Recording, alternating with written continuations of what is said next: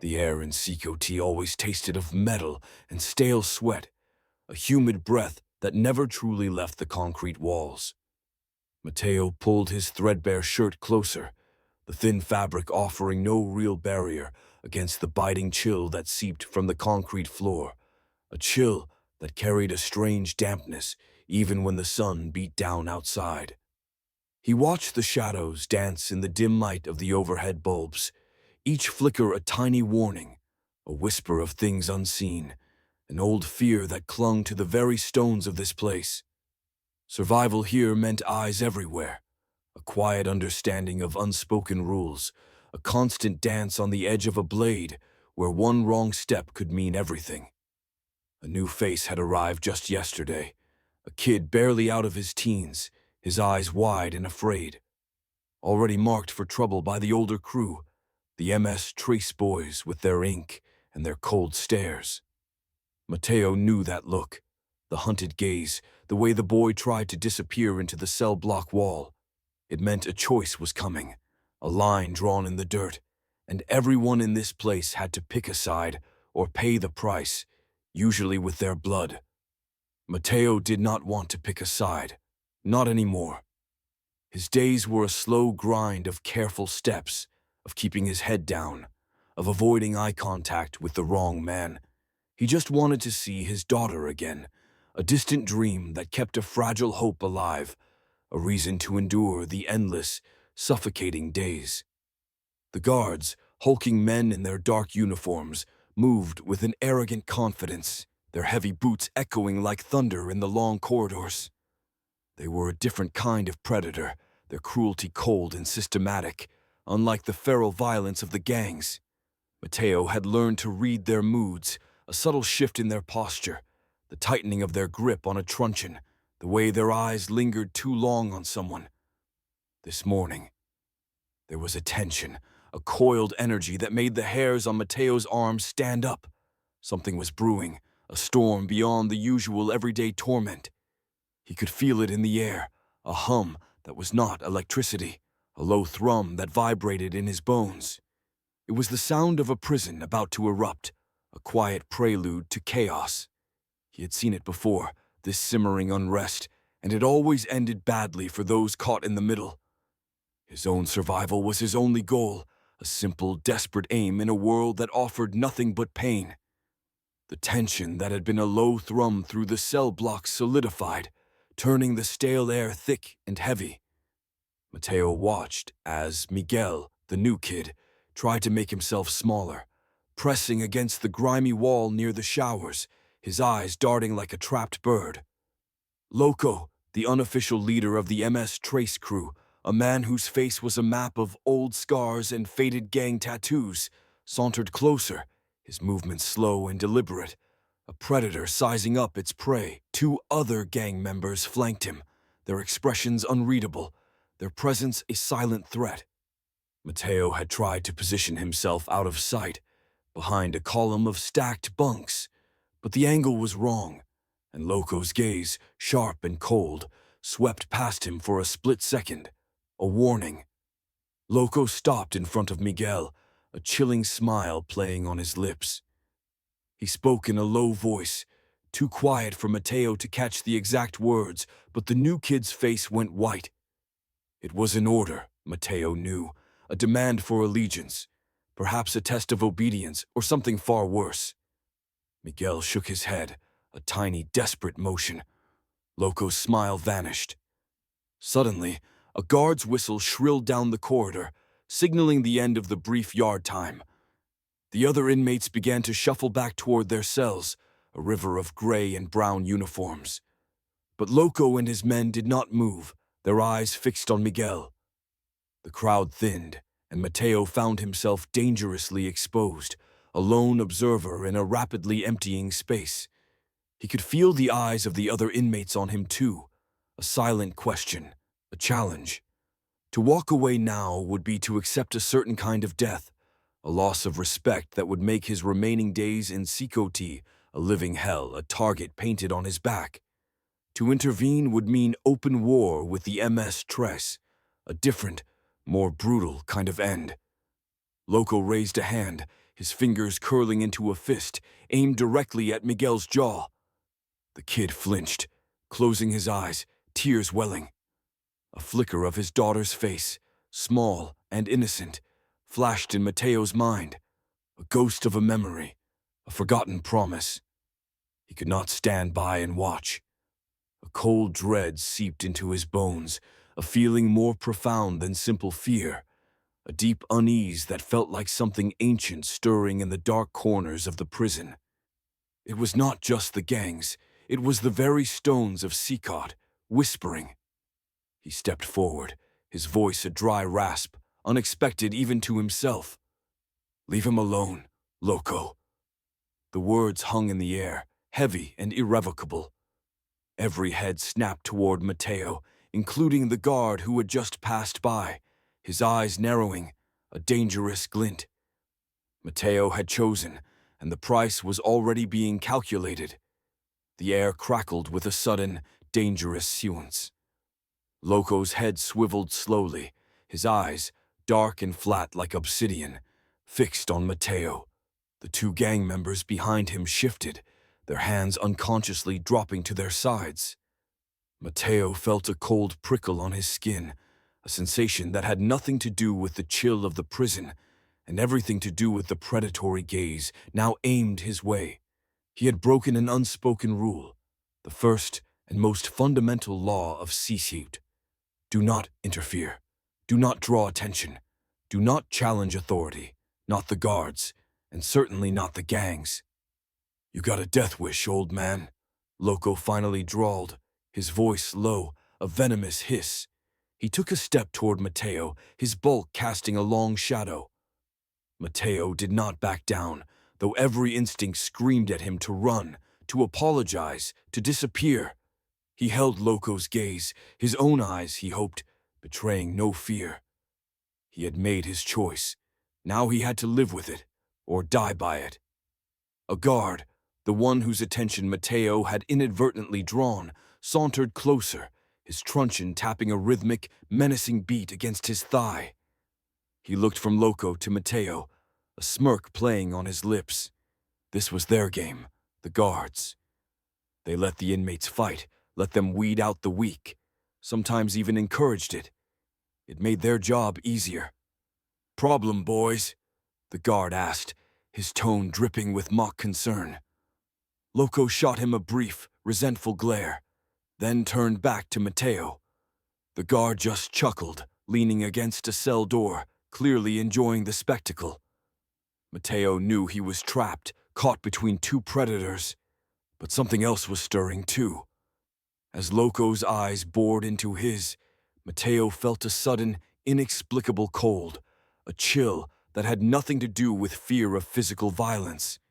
It was a pervasive, icy dread, a feeling of being watched by something far older and more malevolent than Loco, than the guards, than anything human.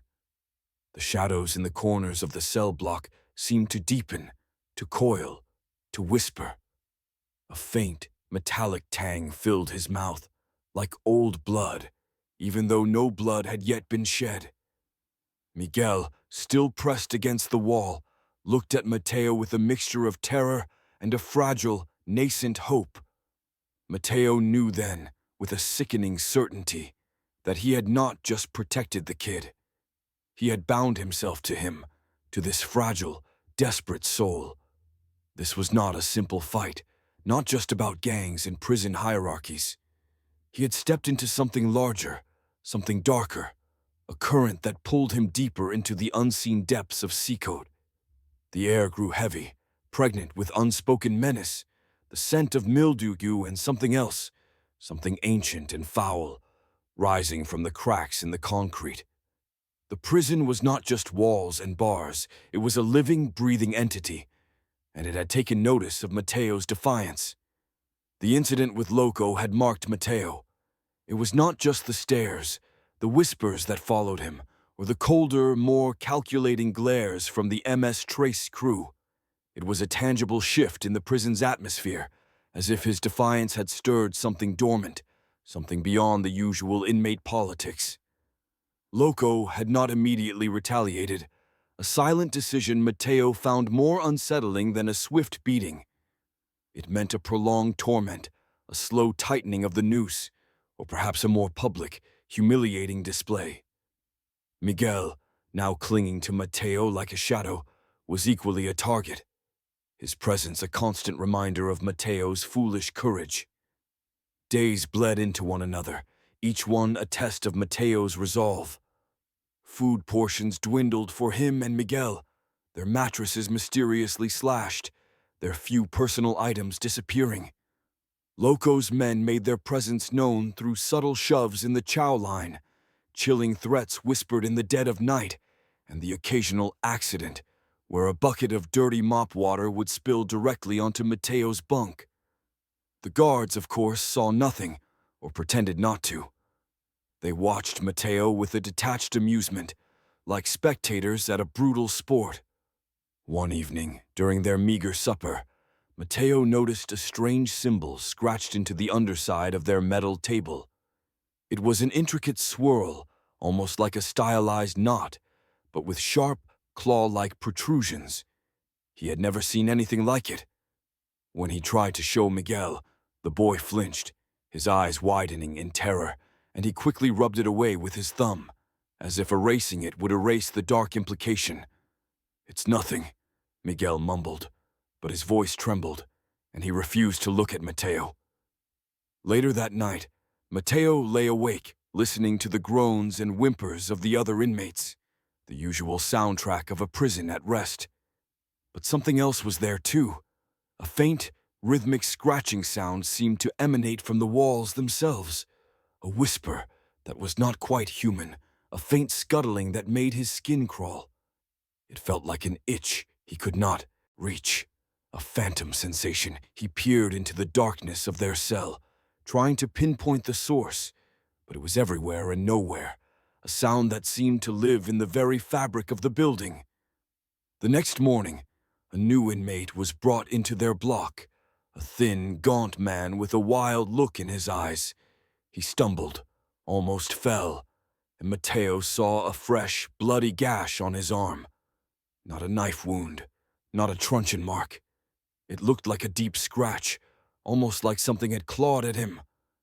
As the new man was shoved into a cell down the corridor, he glanced at Mateo, his eyes holding a desperate, silent plea. Then he made a quick, furtive gesture with his hand, drawing the very same stylized knot, the clawed swirl, in the air before him. He quickly dropped his hand as a guard barked at him, but Mateo had seen it. The symbol was a warning, a sign, a mark of something deeper, something far more sinister than any gang rivalry. The chill that had settled in Mateo's bones since confronting Loco now felt like a premonition, a cold hand tightening around his heart, pulling him into the heart of CECOT's true, unsettling mystery. The clawed swirl, a silent mark of dread, had become a recurring motif. Mateo saw it now, in the chipped plaster of the walls, in the random patterns of rust on the pipes, even in the way some inmates unconsciously traced patterns on their plates during meals. It was a phantom, a whisper of a presence that seemed to grow stronger with each passing day. Miguel, for his part, remained tight-lipped, his terror palpable whenever Mateo tried to press him about the symbol or the strange sounds. The boy would just shake his head, his eyes wide and vacant, as if he knew something he dared not speak, something that could unravel the very foundations of their fragile existence. Mateo knew his defiance had made him an outcast, not just to the gangs, but to the other neutral inmates who now feared association. His alliance with Miguel was a loose, desperate bond, born of necessity and a shared precariousness. But even that began to fray. One afternoon, during a brief, chaotic scuffle in the mess hall, orchestrated by Loco's men, Miguel tripped, landing hard near a guard's boot. The guard, a thick-necked brute named Corporal Reyes, snarled down at him, then kicked him squarely in the ribs. Miguel cried out, clutching his side. Mateo started forward, but Reyes's eyes met his, a silent, chilling promise of far worse consequences if he dared interfere again. Later, huddled in their cell, Miguel winced with every breath. Mateo tried to help, offering his meager share of a pain reliever he had somehow acquired, but Miguel pushed it away. "It's no use," the boy whispered, his voice thin with pain and despair. "They want us out. The guards, the gangs, everyone." His eyes, usually clouded with fear, now held a strange, desperate glint. "You should have left me, Mateo. You should have just let them." The words stung, a raw wound in Mateo's already battered spirit. He understood Miguel's fear, the crushing weight of their situation. But to hear it voiced, to feel the accusation of his own protective instinct, was a bitter pill. Their fragile trust, their shared burden, seemed to shatter in that moment. The constant threats from Loco, the escalating accidents, they were not just meant to punish Mateo. They were meant to isolate him, to break him, to prove the futility of any resistance. And now, even Miguel seemed to believe it. The prison system itself felt like an enemy, a vast, indifferent machine grinding them down. Reyes, the corpulent guard, had taken a particular interest in Mateo, his eyes following him, a slow, predatory smile often on his face. He was not just a guard. He was an extension of the prison's cruelty, its dark will. Mateo felt the walls closing in, the air growing thinner. The spectral scratching sounds in the night grew louder, more insistent, no longer just a whisper, but a rhythmic scraping, a sound that seemed to emanate from beneath the concrete, a dull, resonant thud that vibrated through the floor. It was the sound of something trying to get in, or perhaps something trying to get out. The alliance was fractured, the prison a cage, and the supernatural elements, once a mere atmospheric dread, now felt like a very real, very present threat, pressing in on them from all sides.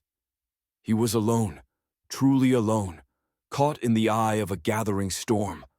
The scraping, thrumming sound intensified in the nights, a persistent rhythm that wormed its way into Mateo's sleep, twisting his dreams into jagged nightmares of claws dragging across stone. It was no longer a subtle whisper. It was a presence, a heavy, suffocating weight that pressed against the very walls of their cell. Miguel, despite his earlier despair, seemed even more agitated by it, often waking with a strangled cry, his eyes darting frantically around the dark. One particularly oppressive night, the rhythmic thudding became too much to bear. It felt like it was coming from beneath their very bunk, a deep, resonant vibration that made the concrete floor tremble slightly. Mateo sat up, his heart pounding, a cold sweat beading on his forehead. He slid off his bunk, his bare feet meeting the cold, grimy floor, and pressed his ear against the concrete. The sound was undeniably there, beneath them, a methodical, almost deliberate chipping, a slow excavation. He knew then that this was not some spectral haunting, not entirely. It was a tangible act, a physical disruption. He looked at Miguel, who was now fully awake, staring at the floor with a terrified, knowing expression. "It's the tunnel," Miguel whispered, his voice barely audible, his eyes wide with a mixture of fear and awe. "They're almost through." Mateo knelt, running his hand along the floor, tracing the faint outline of a crack he had never noticed before, a hairline fracture in the concrete that seemed to hum with the vibrations. The clawed swirl, the symbol he had seen etched and drawn, flashed in his mind. It was not just a warning of a supernatural presence. It was a marker, a sign for those involved, a secret code. This was a plan, an escape attempt, being executed beneath their very feet. His mind reeled. An escape. In this place it seemed impossible, a fool's errand. But the sounds, the very tremor beneath them, confirmed it. And if it was a tunnel, then who was digging it? Was it the gangs or something else?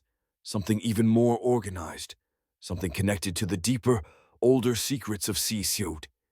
The symbols, the scratching, the sheer scale of the operation, it suggested a coordinated effort, perhaps even reaching outside the prison walls. This discovery changed everything. His goal, survival, now merged with a terrifying new possibility. He could use this. He could escape. The thought was a sudden, exhilarating rush, quickly followed by a paralyzing fear. What if this tunnel led to something worse, something they were digging into, not out of? What if the clawed swirl was not just a symbol of the escape, but a warning of what they might find on the other side? The supernatural dread, once a separate layer of horror, now intertwined with the very real, very dangerous plot unfolding beneath them. The stakes had just escalated beyond anything Mateo could have imagined. This was not just a prison break. This felt like a descent into the unknown, a journey into the dark heart of CECOT itself. The revelation of the tunnel, pulsating beneath their cell, transformed Mateo's fear into a grim determination. Escape. It was a distant star, suddenly brought within reach, however treacherous the path. He spent the next few days in a heightened state of awareness, listening, watching, piecing together the subtle clues he had dismissed before. The specific times the scratching intensified, the way certain inmates, particularly those aligned with Loco, seemed to share knowing glances. The occasional whispered conversations cut short when Mateo approached. It was Loco's crew, Mateo was almost certain. He needed more information, a way to access the tunnel, a plan, and to do that, he needed an ally, someone on the inside. Miguel, still skittish and traumatized, was a liability, not a partner in such a dangerous endeavor. Mateo's gaze fell on a grizzled old man named Ramos, a long-timer, a quiet observer who sat in the corner of the yard, always alone, always watching. Ramos had a network of information, an ear to the ground, and a reputation for being fiercely independent, beholden to no gang. Mateo approached Ramos cautiously during yard time, making his movements appear casual, a mere wander around the perimeter. "I heard a rumor," Mateo began, keeping his voice low, "about something beneath us, something moving."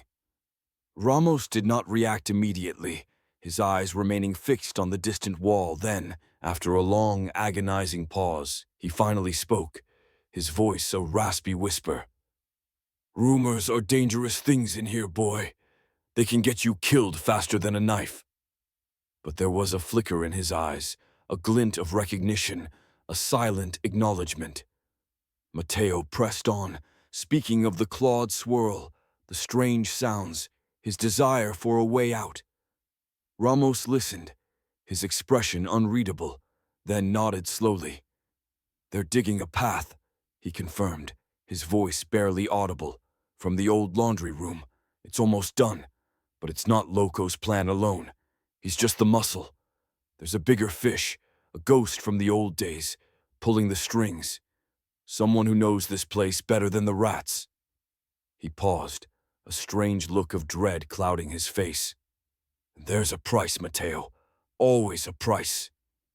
Just as Mateo was about to ask more, a sudden commotion erupted. Shouts, the clang of metal, and the heavy thud of bodies.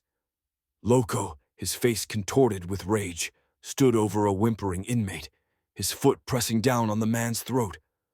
The man had apparently stolen something, a small bag of contraband, from one of Loco's lieutenants. It was a swift, brutal display of power.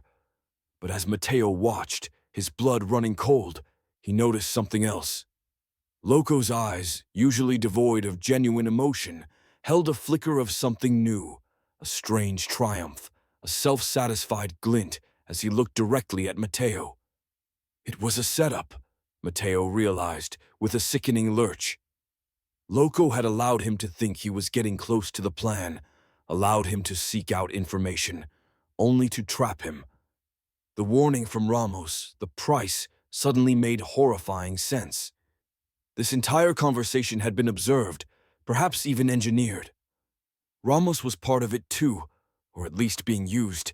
The information, the apparent alliance, it was all a bait. Loco had used Mateo's desperation, his nascent hope, against him. The real price was not just a beating, it was betrayal, a slow, agonizing exposure that would destroy his last vestiges of trust and shatter his desperate dream of escape. Mateo had walked into the first trap, and the cost would be far more than physical pain. It would be the loss of his soul, a descent into the very darkness he had hoped to escape. The prison was playing a deeper game, and he was just a pawn. The realization of betrayal hit Mateo like a physical blow, a cold, sickening wave that left him breathless. Loco's triumphant gaze, Ramos's knowing yet complicit silence, it all clicked into place. He had been played, lured into a false sense of security, his desperation for escape used as a weapon against him. The bigger fish, the ghost from the old days, suddenly felt less like a potential ally and more like a puppeteer, pulling the strings of Loco and perhaps even Ramos. The aftermath was swift and brutal.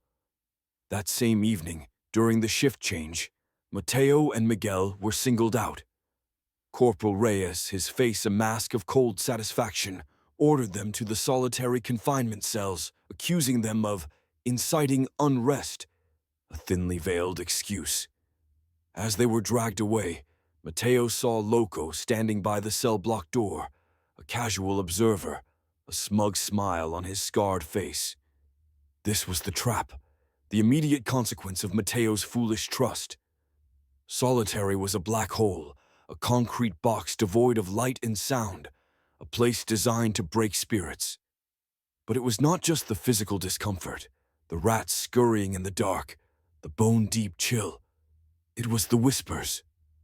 In the absolute silence of the isolation cell, the faint scratching and thrumming from beneath the prison became incredibly loud, amplified, closer. It was no longer a distant tremor. It was right beneath him, a grinding, guttural sound, like something enormous struggling to break free. And with it came new sounds, guttural growls, faint, inhuman cries that seemed to echo from the very foundation of the prison. Miguel, huddled in the corner of their shared solitary cell, whimpered constantly, his eyes wide and unseeing, staring at something Mateo could not perceive. "They know," Miguel sobbed, his voice raw with terror. "They've always known. It's the old ones, Mateo, the ones who built this place. They don't want us to leave." He spoke of ancient spirits trapped in the prison's foundations, of a pact made long ago, a dark bargain with the land itself. His words, once dismissed as the ramblings of a traumatized boy, now resonated with a horrifying truth. The clawed swirl, the symbol, it was not just a gang marker or an escape sign. It was an ancient sigil, a ward, or perhaps a key to something truly terrifying. The violence in the general population also escalated. Mateo heard through the thin walls. The guards were more brutal, the gangs more territorial, their skirmishes more frequent and bloody. It was as if the deeper disturbance, the thing digging beneath them, was stirring the human element to a frenzy, a mirror of the unseen chaos. The air grew heavier, thicker, infused with a metallic scent that was not just blood, but something else, something fetid and ancient, like earth disturbed from a long, forgotten grave. Mateo felt the terror not just in his mind, but in his very cells, a primal dread that settled deep in his bones. The prison was alive, and it was screaming, its foundations groaning under the pressure of something vast and terrible trying to emerge. The escape, once a beacon of hope, now felt like a desperate dive into the mouth of a lurking horror. He was not just trapped by men. He was trapped by something far older, far more powerful, something that had always been a part of CECOT's dark, brutal soul. The days in solitary confinement, blurred into an indistinguishable nightmare of cold, hunger, and escalating terror.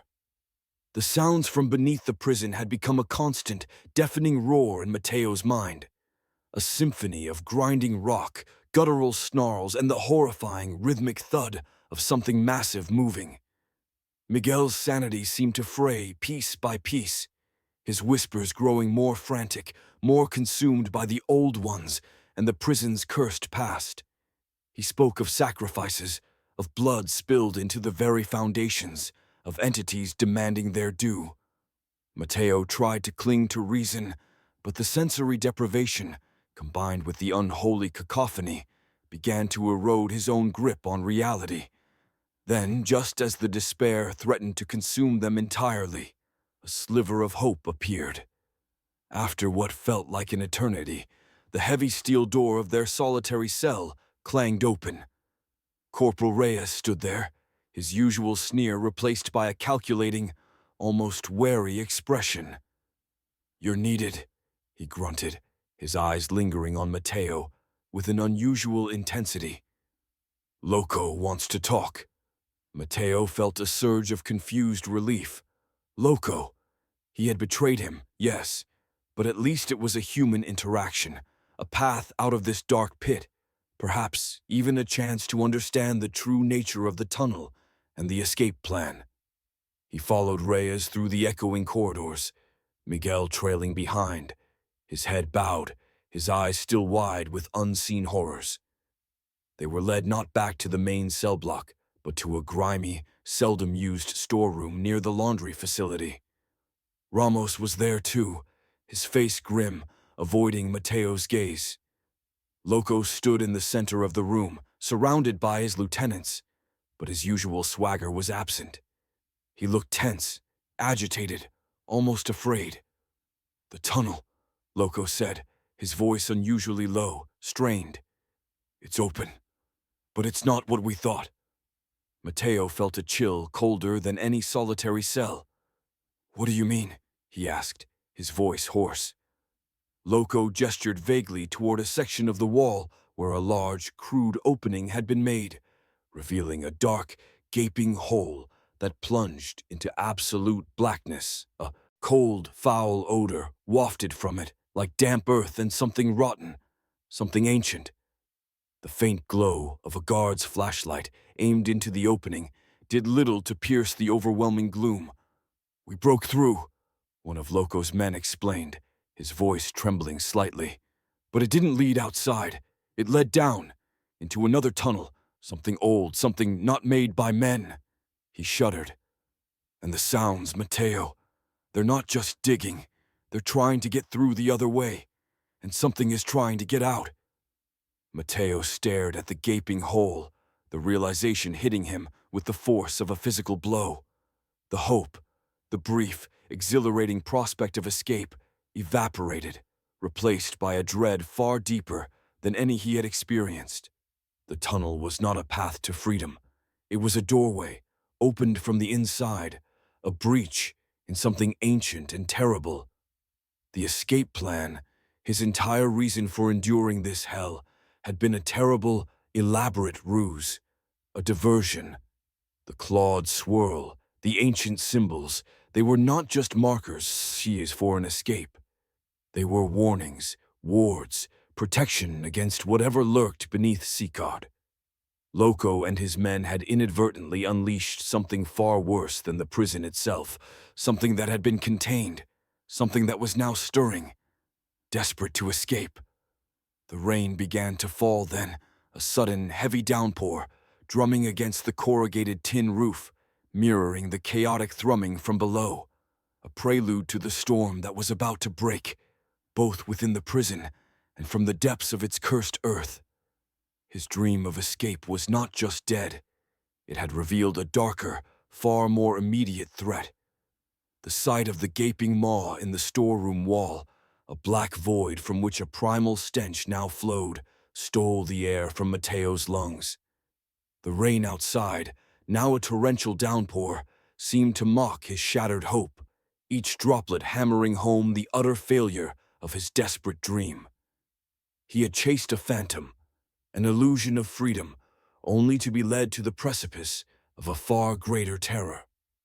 The tunnel was not an exit, but an entrance, a gateway to an ancient, malevolent force that had slumbered beneath CECOT.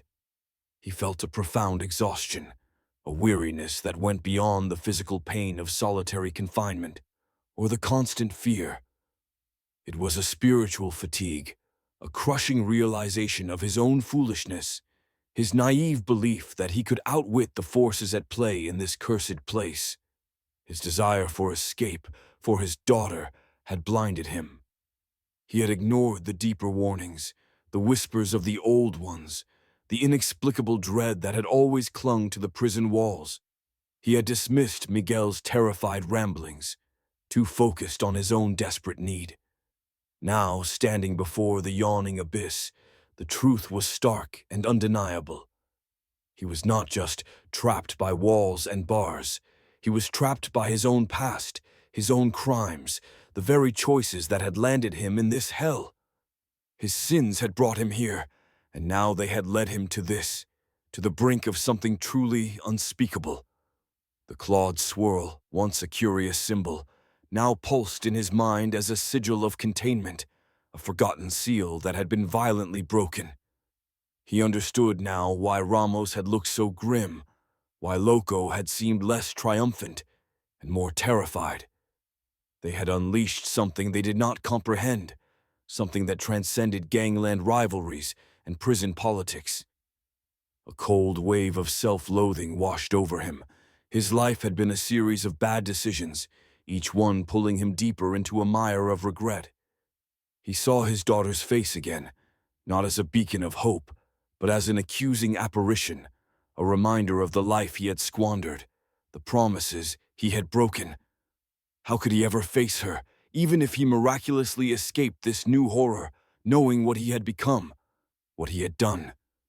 His past crimes, the impulsive acts that had led to his imprisonment, felt heavier now than ever before, tangible weights dragging him down into the darkness.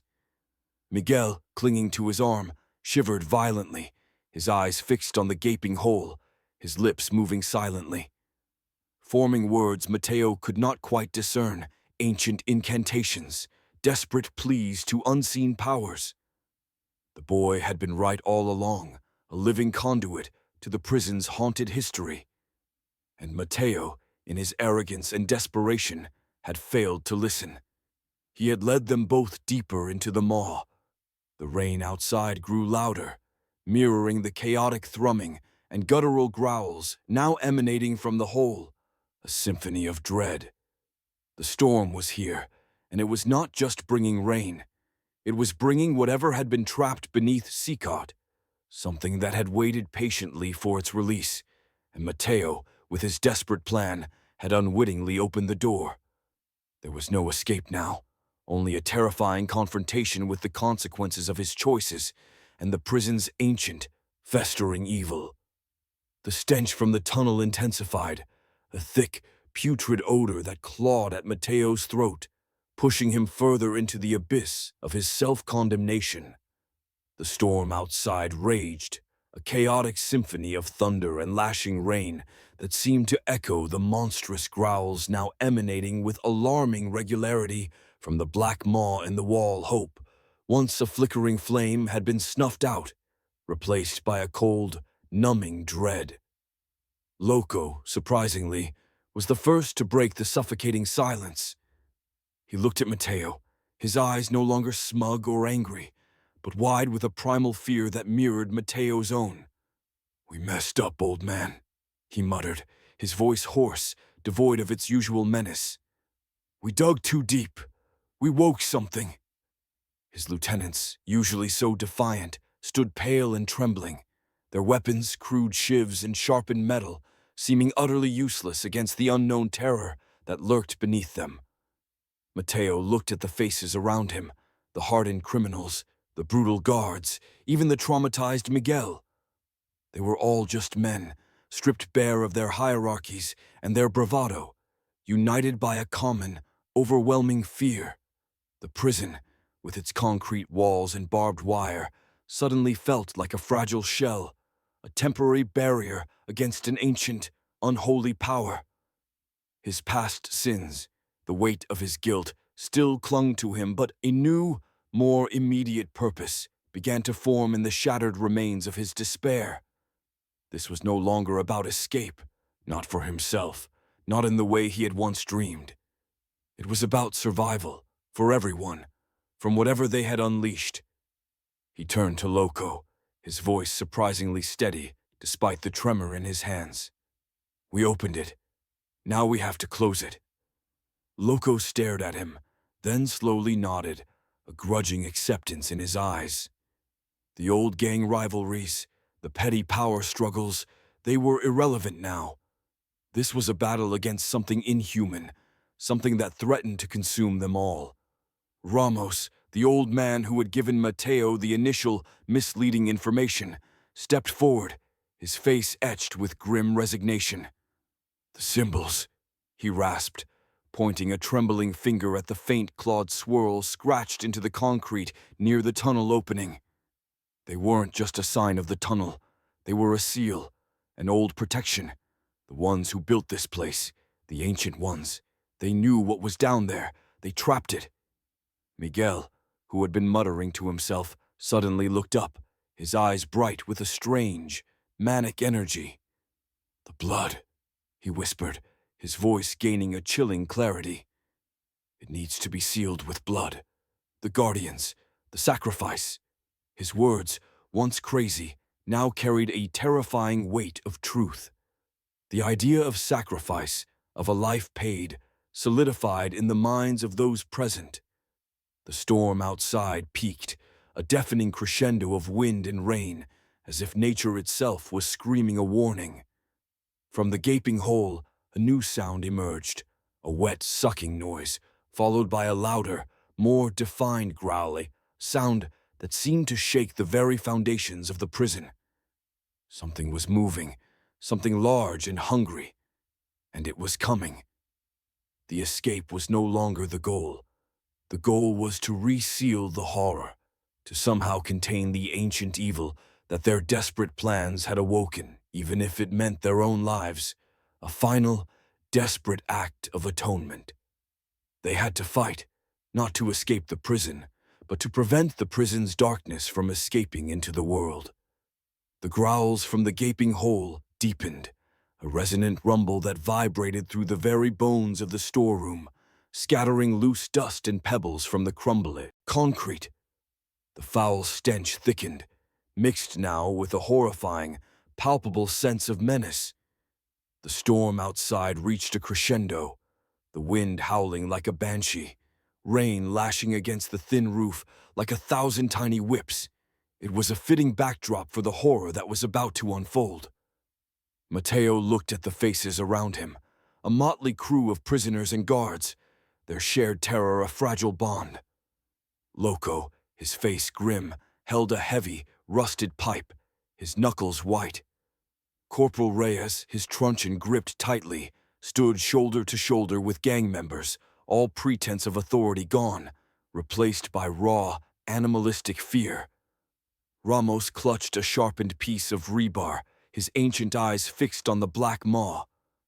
Miguel, his eyes burning with an almost feverish intensity, held a small, jagged shard of glass, a makeshift tool for a desperate purpose. Suddenly, a massive clawed appendage, glistening with slime, burst from the opening, tearing away more of the concrete.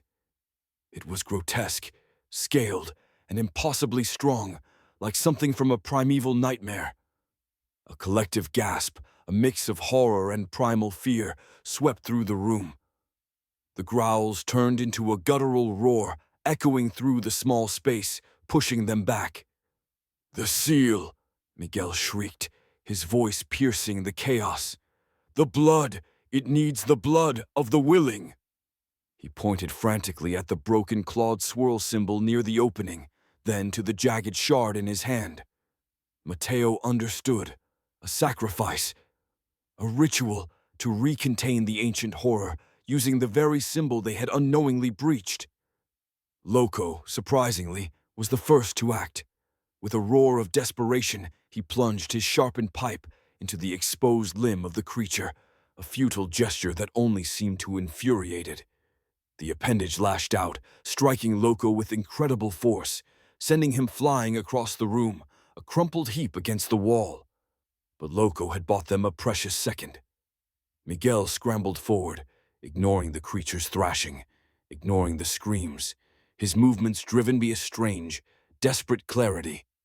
He pressed the shard of glass against his own arm, a quick, precise cut, and then, with a horrifying, resolute motion, he smeared his blood onto the fractured symbol, completing the clawed swirl. A searing pain, a sharp, metallic tang filled the air. As Miguel's blood touched the symbol, the ancient sigil seemed to glow with a faint, crimson light. The creature recoiled, its roars turning into pained shrieks, its colossal limb retracting with a wet, sucking sound. The ground trembled violently, the entire prison shaking as if in the grip of a colossal earthquake. The concrete walls around the opening groaned, cracks spider-webbing outwards. Mateo saw his chance. "Now," he bellowed, his voice raw, pointing to a stack of heavy steel drums near the back wall. "Block it! Seal it!" Reyes, Loco's men, and even the stunned Ramos, galvanized by Miguel's desperate act, surged forward. They heaved the drums, pushing them with all their strength toward the now receding opening. The creature thrashed, fighting against the closing portal, its roars deafening, its stench overwhelming. But the glowing blood seal held, pulsing with a faint, malevolent energy. As the last drum was shoved into place, blocking the chasm, the clawed limb, still struggling to break free, gave one final, earth-shattering shriek. Then, with a sickening crunch, the concrete walls around the opening collapsed inwards, sealing the breach, burying the creature, cutting off its unholy roars. The storeroom went silent, save for the continued drumming of the rain and the ragged breaths of the survivors. The raw power of the supernatural, the ancient forgotten laws that govern this cursed land, had revealed their terrifying limits, demanding a price, demanding blood, to contain the darkness they had unwittingly unleashed. They had faced the monster, and for now it was contained, but the cost was etched into their very souls. The silence that descended upon the storeroom after the collapse was not one of peace, but of profound shock, a heavy blanket woven from terror and exhaustion. The air still reeked of earth and something anciently foul, a smell that would forever cling to their memories. The drumming rain outside continued its relentless assault, a mournful dirge for the horror they had just faced. Mateo slumped against the nearest wall, his body trembling, his mind a chaotic whirl of adrenaline and the lingering images of the monstrous appendage. Loco lay unmoving against the far wall, a dark stain spreading on his uniform. Reyes, though alive, stared at the newly sealed wall with vacant eyes, his truncheon still clutched tightly in a white-knuckled grip, his face pale and drawn. His authority, his hardened cruelty, had been shattered by the raw, undeniable force of the supernatural. Ramos knelt, his head bowed, whispering prayers in a language Mateo did not understand, ancient words against ancient evils. But it was Miguel who drew Mateo's gaze. The boy lay on the floor near the sealed breach. His eyes closed, his breathing shallow. The cut on his arm, where he had smeared his blood onto the symbol, was deep, a dark crimson line against his pale skin. He was alive, but barely, his small body utterly spent, his spirit perhaps forever scarred by what he had known and what he had done. His sacrifice, his terrifying act of self-mutilation, had saved them all, had somehow appeased at the ancient laws that govern the prison's cursed foundations. Mateo felt an overwhelming wave of guilt and gratitude. Miguel, the child he had tried to protect, the boy whose ramblings he had dismissed, had shown a courage far beyond his years, a desperate understanding of the true nature of CECOT, and Mateo, in his self-centered quest for escape, had very nearly led them all to their demise. The image of his daughter, once a reason for hope, now returned as a searing reminder of his failures, his selfishness. He had sought freedom, but he had found only a deeper prison, a moral dungeon of his own making. The escape, the dream that had fueled him, was utterly dead. It had been a false god, a misleading beacon that almost consumed them. Now Mateo knew that true freedom was not about escaping these walls. It was about facing the darkness within himself, the shadows of his past, the choices that had brought him here. He had betrayed himself, betrayed others, all for a selfish pursuit. The confrontation with the ancient evil had stripped away all pretense, all his carefully constructed justifications. He was a man steeped in regret, burdened by sin, forever changed by the horrifying truth he had witnessed beneath CECOT. He was still in prison, perhaps for the rest of his life, but he was no longer the same man. The terror had carved away his arrogance, his illusions. He had seen the true face of evil, and it was not just in the monstrous creature from the depths, but in the choices men made, the darkness they embraced. He looked at the injured Miguel, then at the stunned faces of the other survivors. They had faced a common enemy, an enemy that had forced them to shed their human differences, their petty hatreds. They had been transformed, marked by a knowledge that would haunt them forever. The price for their survival was not just Miguel's blood, but a profound, unshakable alteration of their very souls. They were living testaments to the terrible truth of CECOT, a place where the veil between worlds was thin and where ancient evils patiently waited. The guards arrived then, their heavy boots thudding in the echoing corridor, their faces a mix of confusion and irritation. Corporal Reyes, regaining a semblance of his former self, managed to stammer out a convoluted story about a collapsed wall and a prison riot, carefully omitting any mention of the monstrous entity or Miguel's chilling sacrifice. The other survivors, Loco's men, Ramos, all of them, nodded in grim, silent agreement. The truth of what they had witnessed was too horrifying, too unbelievable, to ever be spoken aloud. It was a secret they would carry, a shared burden of terror and transformation. Miguel was taken to the infirmary, his injury bandaged, his mind still fragile. But Mateo knew he would recover, at least physically. The spiritual scars would linger, for all of them.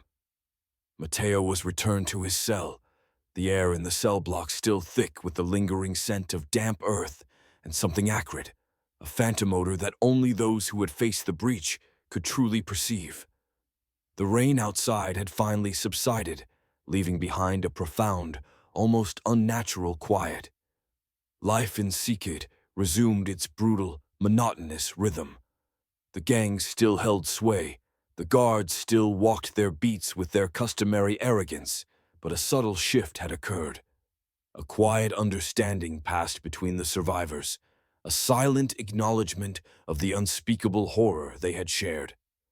Loco, though still the nominal leader of MS Tres, moved with a newfound caution, his eyes holding a depth of fear that had not been there before. He no longer sought out Mateo for confrontation, a silent truce declared by the shared trauma.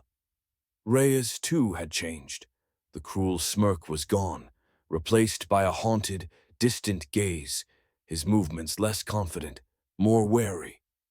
Mateo sat on his bunk, his gaze fixed on the concrete wall, no longer dreaming of escape. His thoughts were not of freedom, but of the abyss beneath them, of the ancient evil that still slumbered, contained for now by Miguel's blood and the hastily piled drums. He thought of his daughter, her face no longer an idealized image of hope, but a real child, a person he needed to be worthy of, not just to return to. His past, his crimes, felt heavy, but also strangely clarifying. He had faced the absolute darkness, and in doing so, he had seen himself, truly, for the first time. The prison remained a cage, but its meaning had changed for Mateo. It was no longer just a punishment for his past, but a crucible, a place where he had confronted the darkest parts of himself and the world. He understood now that true imprisonment was not just behind bars, but within the confines of one's own unexamined soul, one's own selfish desires. He would live out his days here, perhaps, but he would do so with a new awareness, a quiet vigilance.